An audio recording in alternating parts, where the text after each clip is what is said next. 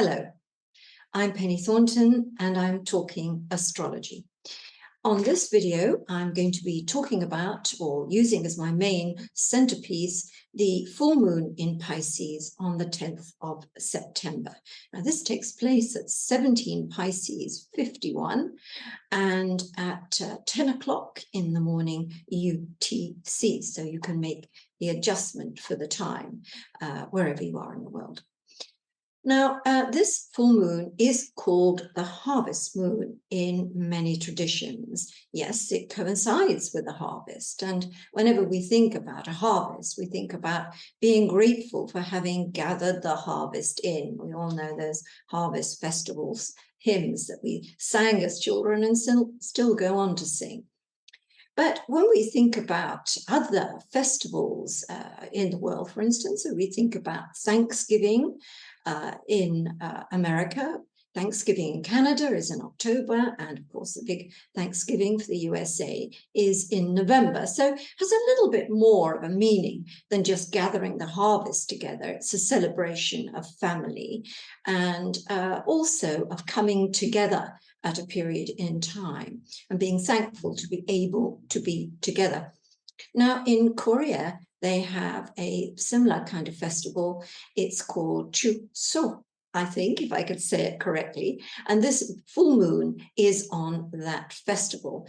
And in South Korea, it is a time where you return home and you gather together with family and you go and visit your ancestors' graves and gifts are exchanged. So you can see how like this is to some of our other Thanksgiving festivals.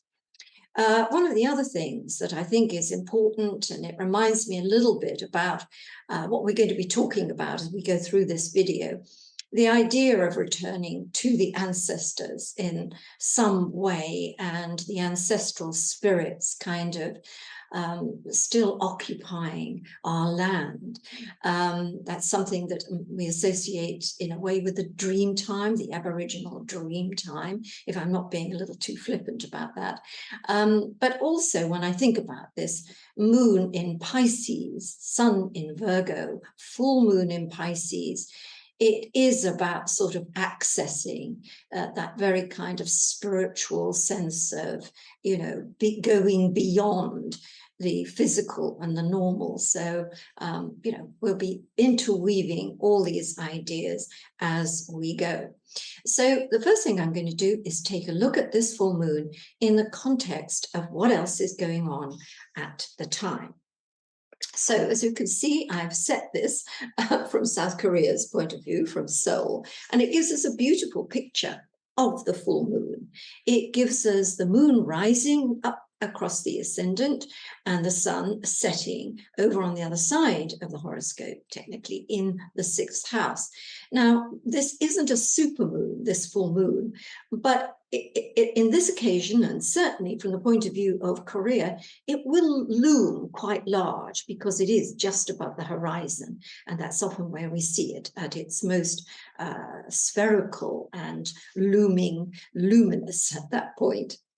Now, if we look at the sun opposite the moon, and we look at the number there, which is 17, 41, 42 of Pisces, the nearest number we kind of get to that is planet Uranus in the 8 o'clock position on our horoscopic wheel.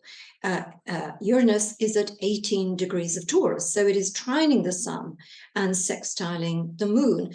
And in fact, Uranus has played into pretty well, many full moons during the course of this year, which is why the full moon has often come at a time of some very surprising or shocking developments.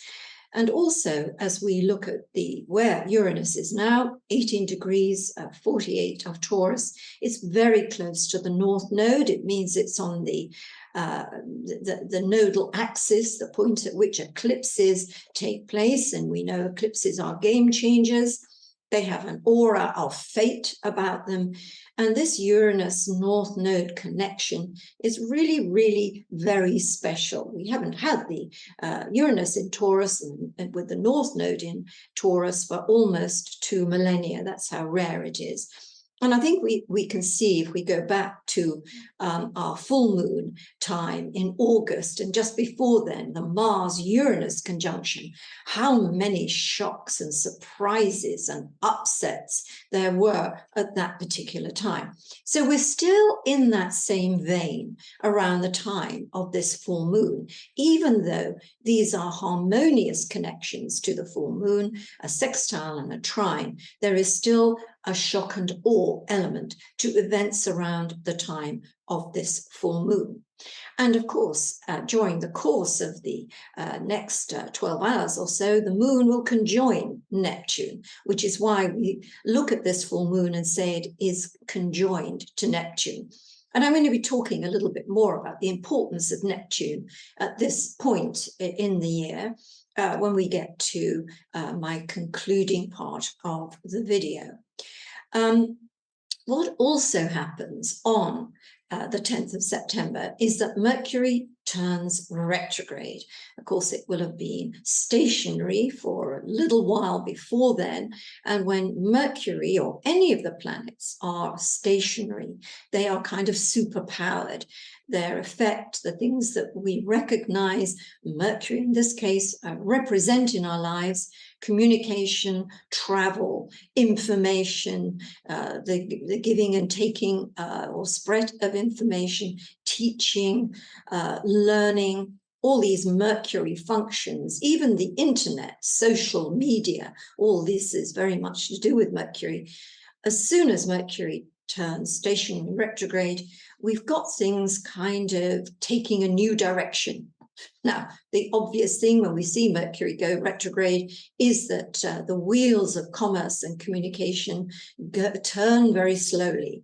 So we are frustrated in our ability to get our messages across, and for us to receive messages, for us to get from A to B in terms of travel and in terms of understanding. It's a little bit more complicated.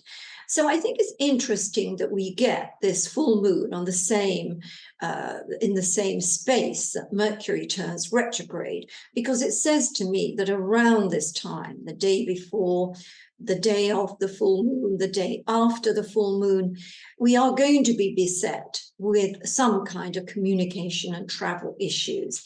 Is it because we've got all sorts of weather problems, because the weather has really affected our ability to get where we want to get for several months for a variety of reasons? If it's not strikes, it is the weather, it's climate, whatever it may be. But of course, we might be looking at all sorts of mysteries and problems with communications that mean, especially around the time of that full moon, it's really, really difficult to get from A to B. But of course, the very next day, and at the time that that full moon is taking place, the sun is also drawing to a trine, a harmonious aspect to Uranus.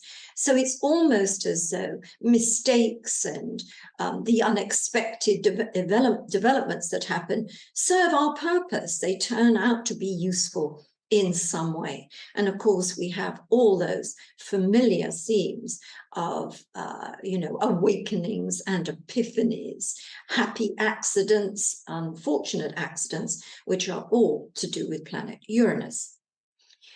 On the 16th, the sun will be exactly opposed to Neptune, but this aspect will be in orb or applying from the 8th of September. So we're already in the land of mysteries and muddles. And so let's come back to me so I can talk a little bit more about that.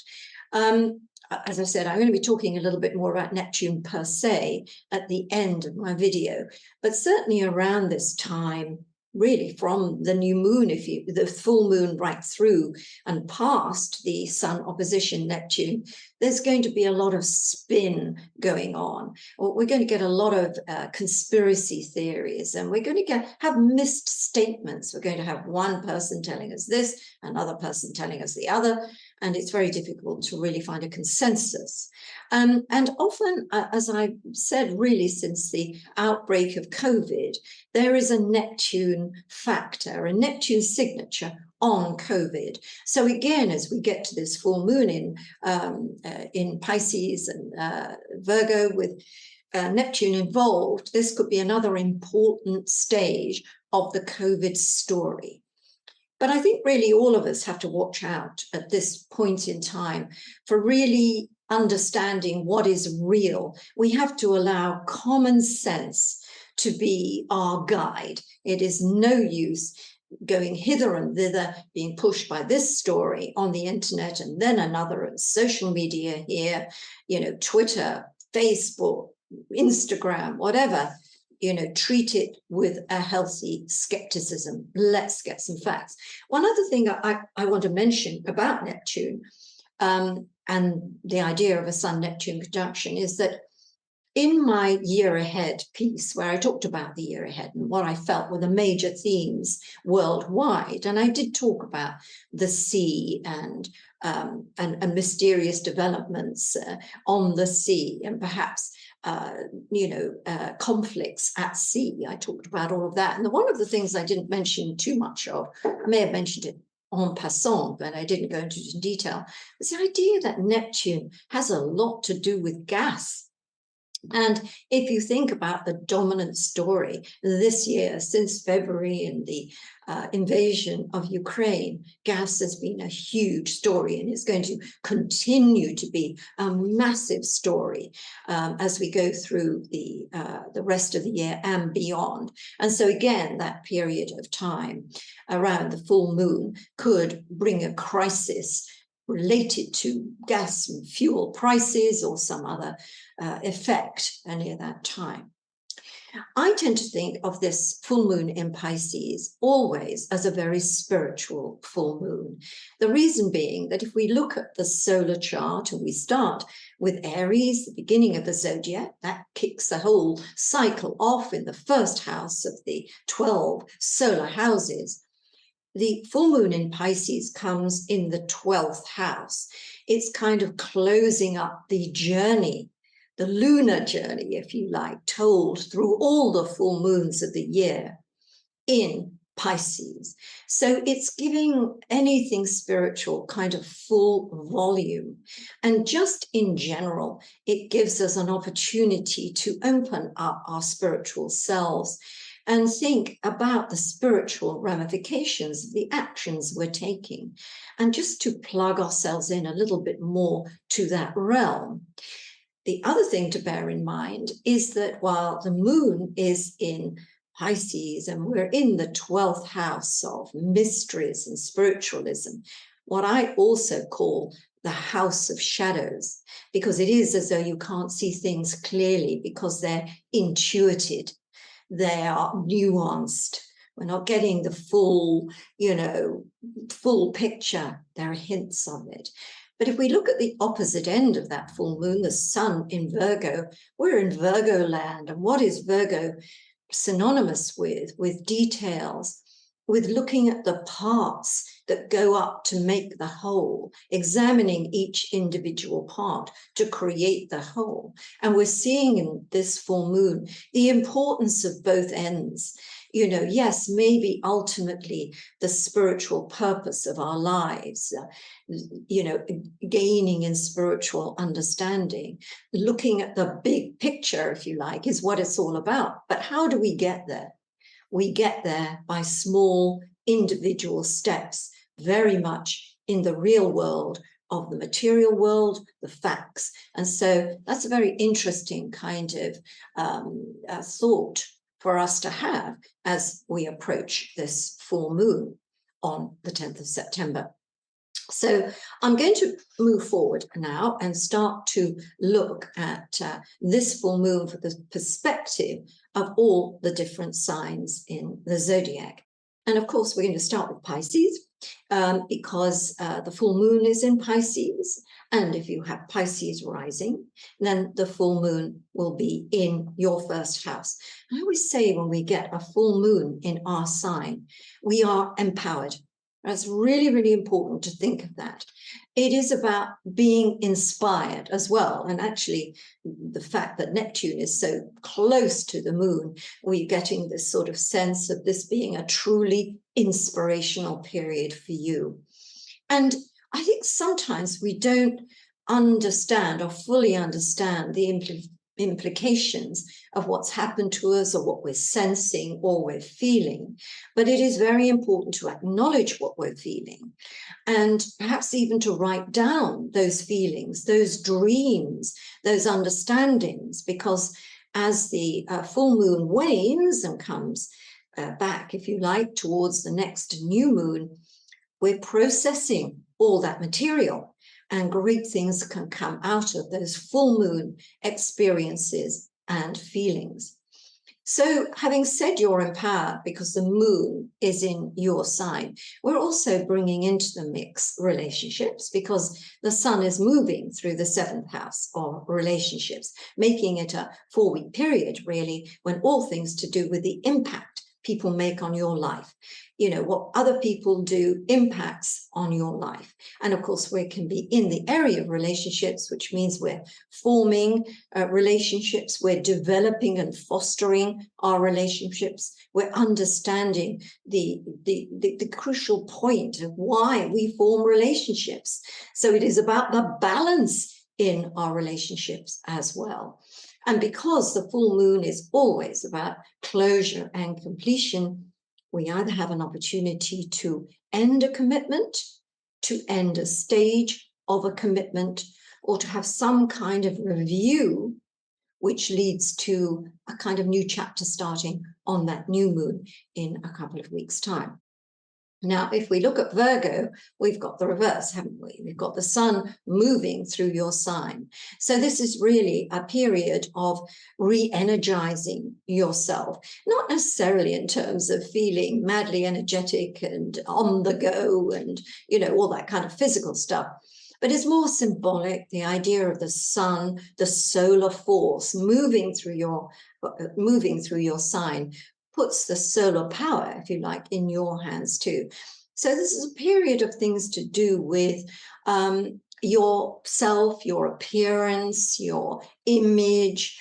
And so there can be quite a lot of time spent really exploring sort of different ways to present yourself, and also how much you can influence events in your life by your solar power, if you like, by your outward personality.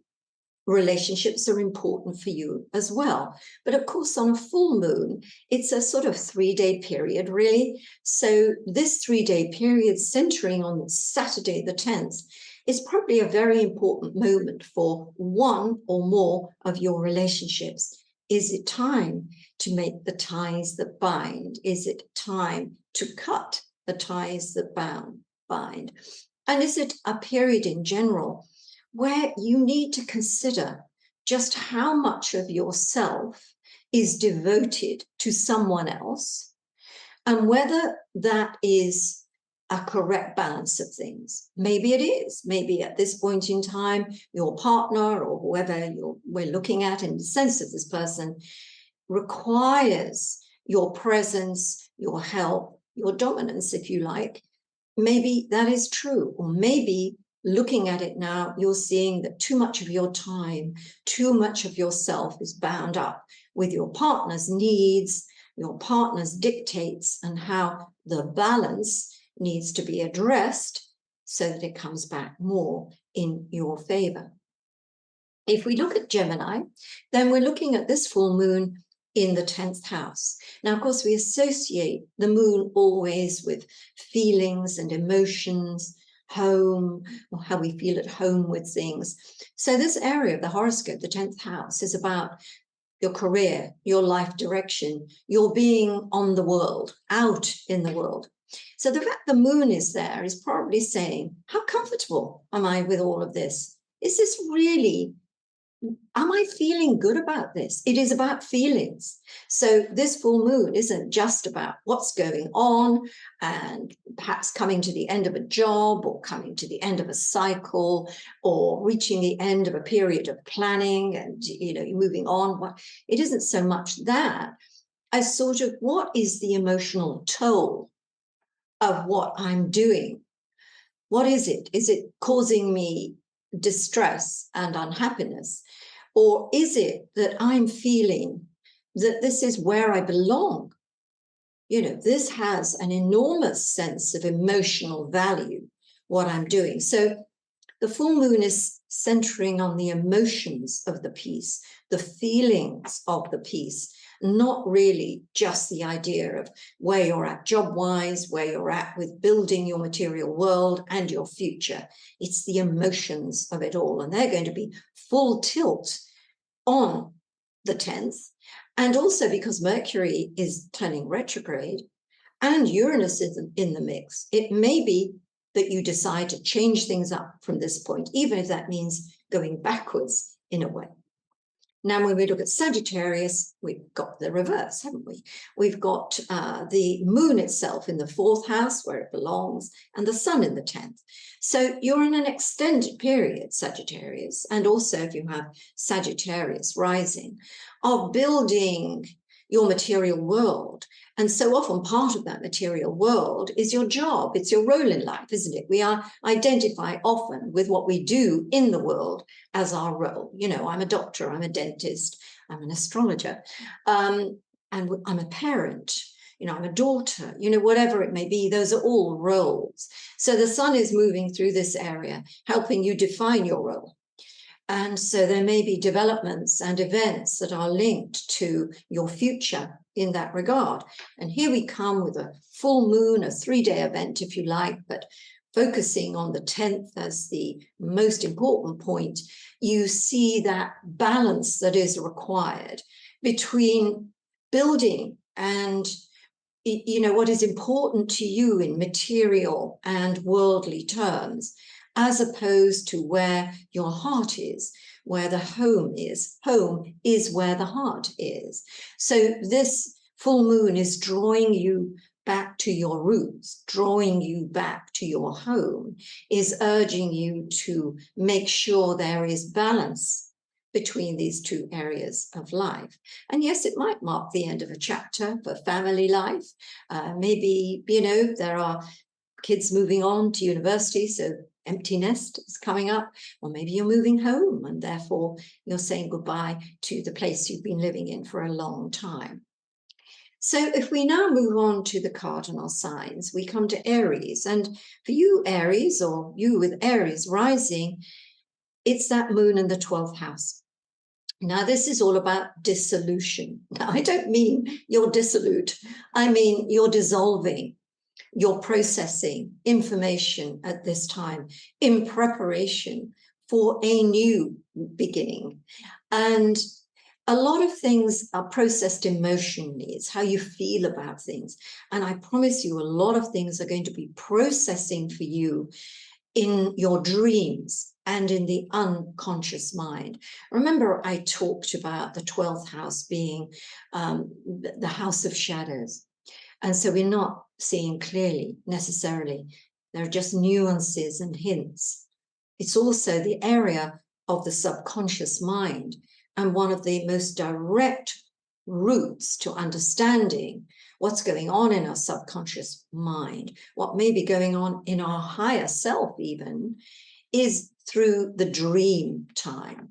So that as we're dreaming or waking up from a dream, then these ideas and understandings and feelings start coming through to us. So this full moon is very important to your spiritual growth, your mental health, your dream life, and also the formation and processing of things that have happened that are going to be part of the future. It's also a time, I think, Aries, where you need to be a little bit more careful of your health, because what happens, you can get overstressed, over-emotional, overwhelmed by what's going on. And if you keep pushing, then, of course, you're going to drive yourself beyond your resources. So health is perhaps an important feature of this particular full moon for you. Now, for Libra, the opposite sign, it's the opposite. The sun is going to come into your sign on the 23rd of September. So it's moving through the 12th house.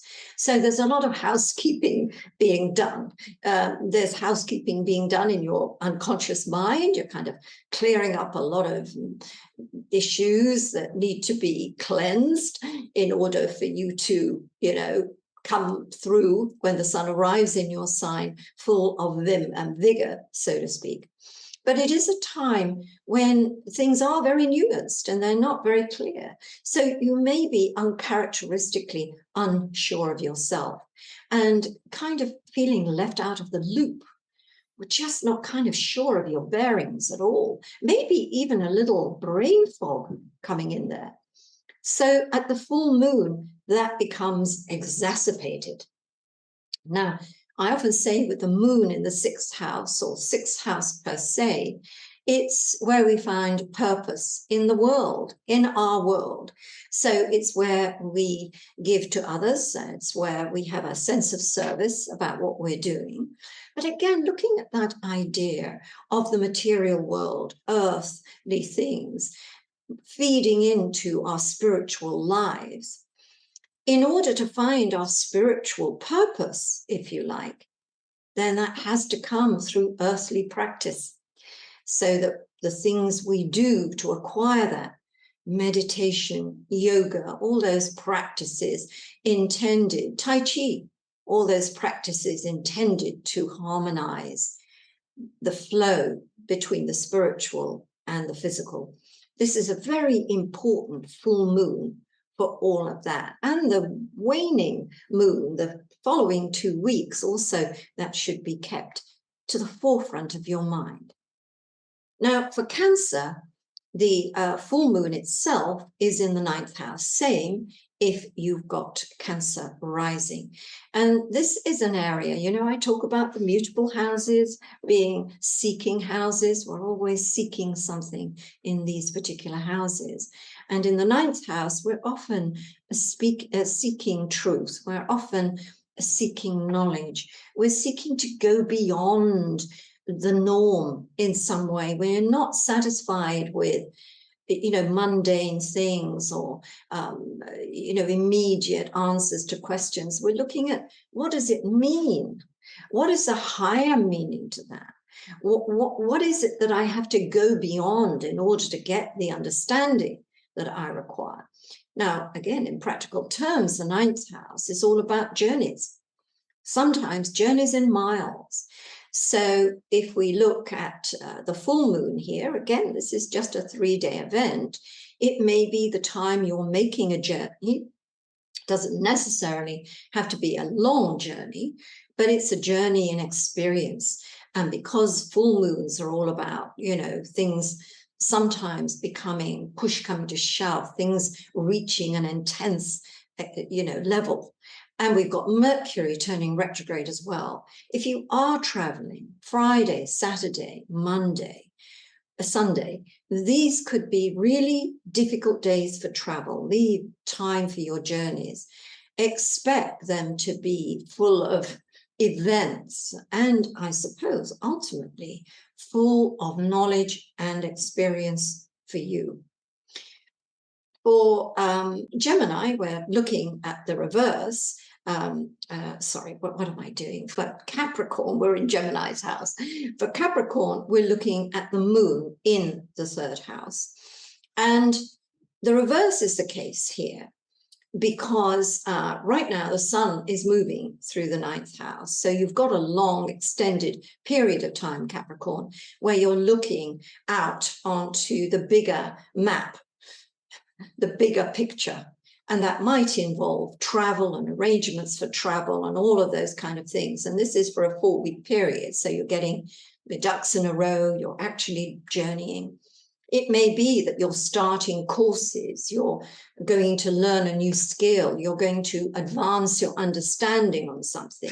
So the sun is helping put all these building bricks in place. Now we come to the moon, the full moon, meaning for 3 days, the moon is going to be in this area with the peak of the full moon on the 10th, a temporary period. It is about, not just the big picture.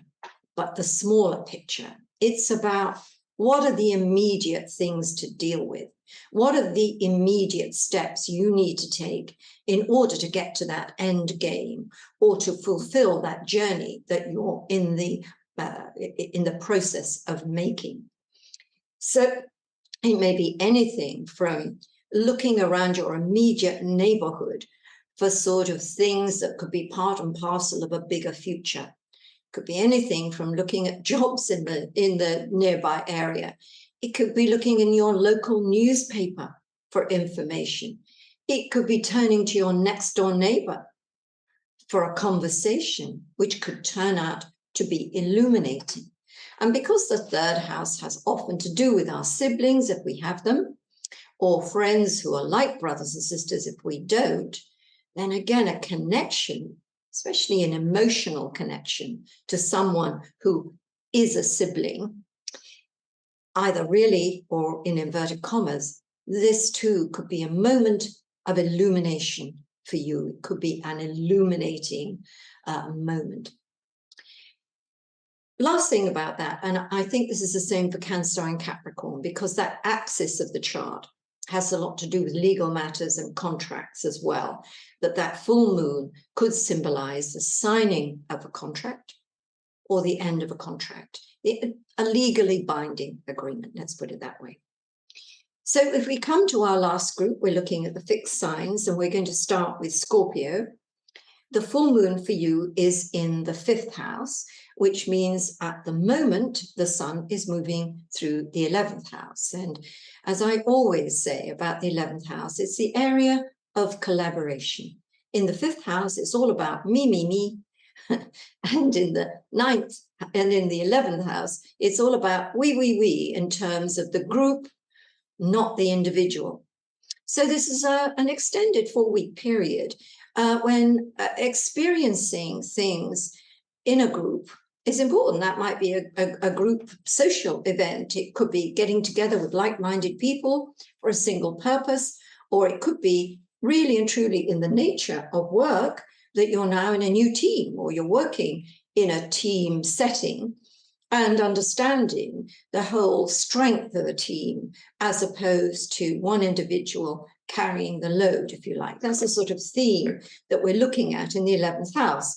It's also a very idealistic humanitarian area of the horoscope. So again, it's often a very good practice to get involved in humanitarian causes, but also to reflect on, you know, how much satisfaction and fulfillment you're getting from the things you do out in the real world. And that can be your job as well, because unless we're finding fulfillment in that, unless we're feeling that there's some sense of meaning to it all, it's very arid, and we're going to come up against obstacles more often to our happiness and fulfillment. So the sun's job as it moves through the 11th house is to awaken you and expose you to all these things that I'm talking about. So here we come to the full moon. So the moon is in the 5th house, the me area.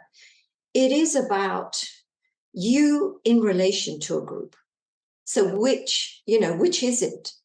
And there could be an experience where you find yourself a single voice in a group of people, or you may feel that you are the one taking on all the creative responsibility, and other people are just hanging on to your coattails, so to speak. So there's a bit of a crisis between your functioning in your creative self and using your own kind of personality, your own ideas and imaginings and creative processes, and seeing how much that is at odds or in balance with the idea of collaborations and the group as a whole. This is a very creative period.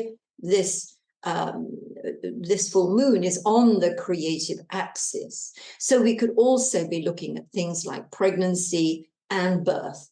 Does that mean that there is going to be a birth in the family at any day now? Or does it mean that you're getting broody, or as a grandparent, you're getting broody, that the need for procreativity is somehow in the air? So if we come to Taurus, then we've got the reverse here. We've got the moon itself in the 11th house, so it's a more temporary 11th house affair. The sun moving through the 5th house for an extended period, the same if you have Taurus rising. So this is a time when you should be in full creative mode anyway. Perhaps you're dealing a lot with the kids, maybe they're still on holiday and you're, with them, but you're getting ready to return to school or university, whatever it may be. Or maybe it's the kids are demanding a lot of your time because of a new school or their new term and the demands of a new term. So you're very involved with your offspring. But it could also be this idea that you want to get creative yourself, whether that means being creative in terms of painting, music, art, cooking, finance. There's so many ways you could be creative, that a lot of your creative individual energy is pouring into what you're doing. And it should be, because this is going to make you feel very fulfilled. It's going to satisfy the me factor in you. It's also an area of romance as well. So it could be that you're in the early stages of a romance, or maybe a romance has reached a critical stage. And certainly this full moon could play into the narrative of a romance, the narrative of a romance rather than the narrative of a long-term relationship. So you're at a point, not just on the 10th itself, but in the waning cycle right through the next 2 weeks, whereby a relationship is, either ready to morph into something more committed and more permanent, or it's really never going to be more than what it is. And either that's something you can live with and you're happy to continue with, or it isn't. So a crisis in a romance is one of the expressions of this full moon. And to a certain extent, you might get it the other way around. If you're a Scorpio, the same thing, but it's more likely to be if you've got Taurus rising or you're a Taurian. So our last two signs, we're looking at Aquarius and Leo. So for Aquarius, that full moon is in the 2nd house. And in the 2nd house, we're in the area of values. So this is the value you place on yourself and your assets. So we can have assets that are material assets. You live in a home, it's your asset. You have this, that, and the other. They're your assets. We could also say your assets, so your abilities, what you can do, they're assets. And we can look at finances, what monies we have or we don't have. These are all our assets. So if we look at the full moon here, again, remember, this is a sort of 3-day event at its peak. And we're looking at a financial crisis, maybe. So that you're examining how much is going out and what's coming in or not coming in, as the case may be, with the intention of finding balance. Remember how many times I've talked about balance in the sense of a full moon. It's always about finding the balance between two opposite extremes. So more balance needs to be brought into your finances. It's also about self-worth in terms of you as a person. And sometimes how much we're worth in terms of finance plays into that. And I think sometimes if we feel we haven't got any money, we feel we haven't got anything, it can undermine our self-confidence. But we need to get over that, because it's who we are as a person, our value. If we look back and we think of all the things we've done and we've achieved and how other people have been thankful or loving towards us, well, these are acts from ourselves, and that boosts our self-worth. So this full moon brings a crisis in self-worth, and it's one we have to live fully and realize all the ramifications of it, and then to absorb it and process it, because there's a reason things have come to this point. And once we've been made aware of what those reasons are, we can start figuring out where we go from here. Now, of course, throughout this time, the sun will have been moving through the 8th house, one of the more complex areas of the horoscope. And we have a lot to do with what I call receivership in this area of the horoscope. It's how we receive. And of course, coming back to this full moon in your 2nd house, it's almost as though, are you being given in a relationship, certainly in regard to intimacy or even a financial relationship, are you being given what you deserve? But also, how good at receiving are you? Because sometimes it's easier to give than to receive. And understanding the role you play in receiving may be a thought worthy of consideration, and not just under the full moon's beams, so to speak, but during the time the sun is moving through this area. With Leo, of course, we've got the full moon in the 8th house, and currently we have the sun moving through the 2nd house. So the sun, this solar power, same with Leo rising. The solar power here is all about energizing. And because the moon is about reflection and emotional feelings. So with the sun, you get action. So this period of time, since the sun entered the 2nd house, back around about the 22nd, 23rd of August, it has been about examining your financial picture and also what you consider to be your assets, also your values, your life values, the value you place on yourself. So there are all sorts of events and experiences tend to focus on that and bring your attention to it. Yes, it is a time that maybe you can set about making more money or dealing with your income, dealing with, your bank accounts, looking at the value of things to see how much you're worth, but also in boosting your self-worth by really looking at the things that you do, that you are, that make you a person of value. So you've got a long extended period in which all this is relevant. So here we come to the full moon, the 10th of September, the day before, the day after, crisis point. And this may have to do with another person. Are you not being shown value for yourself? Are you being treated in a way that isn't representative of your full value? If so, it needs addressing. It's also about intimacy. So if things aren't in balance in your intimate life, then this full moon will reveal it.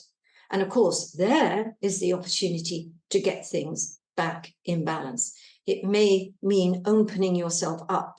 It may mean being prepared to receive.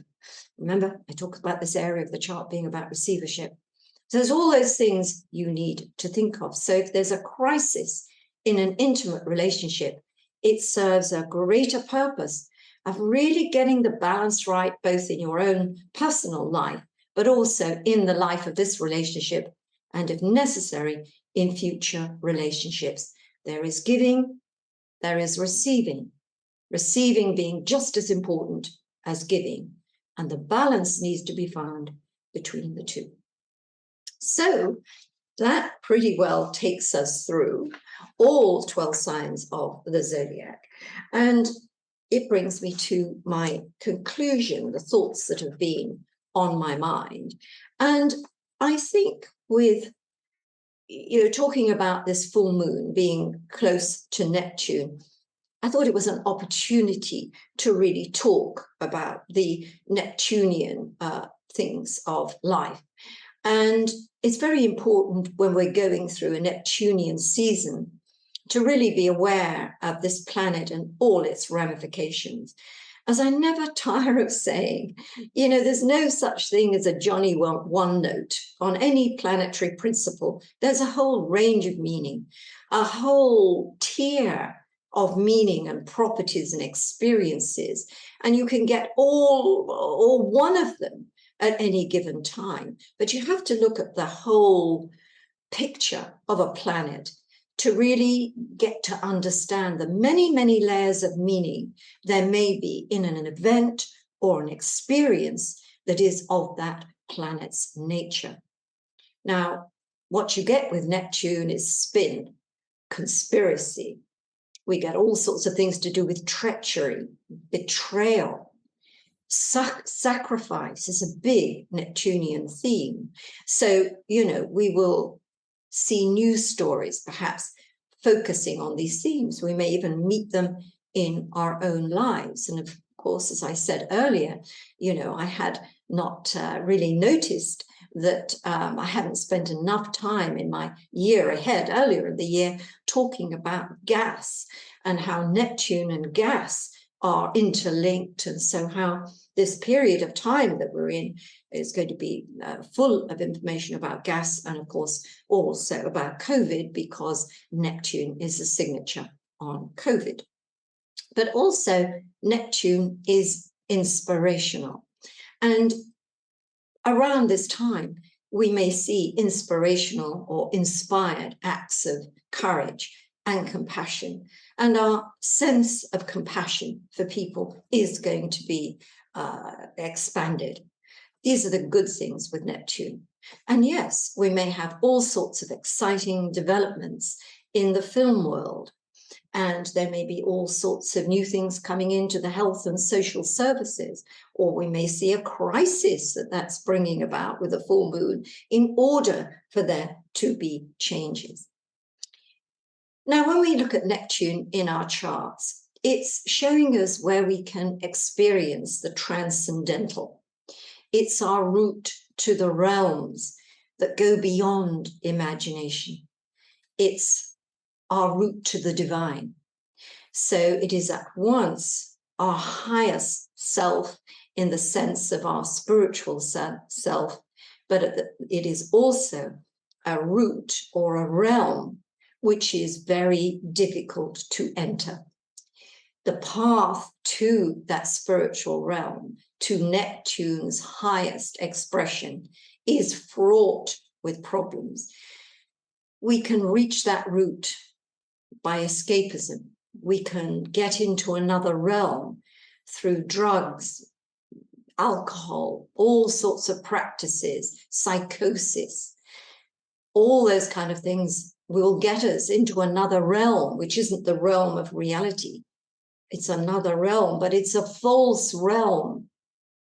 To be able to experience the spiritual and the divine, these are experiences we can have from time to time, but we can't live in that moment or necessarily even bring back some of that experience into our real lives. Neptune is very deceptive. It's very elusive. It shows us how life could be if only. But it's deceptive, and we should never forget that. Let's have our moments of inspiration, our moments of spiritual expansion, our great spiritual understandings. Precious. They've given us a glimpse of that world, but we can't live in it. We're human. We're not meant to. We're on Earth, and we need our earthly challenges. This is what we're here for. Neptune is also about dreams. And I've talked about this a little earlier on in this video, about dreaming and the subconscious and how that's our route to understanding what's going on in that subconscious realm. But it's also terribly important to have dreams.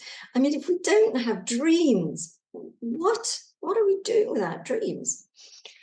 But it is also important for us to believe we can manifest our dreams.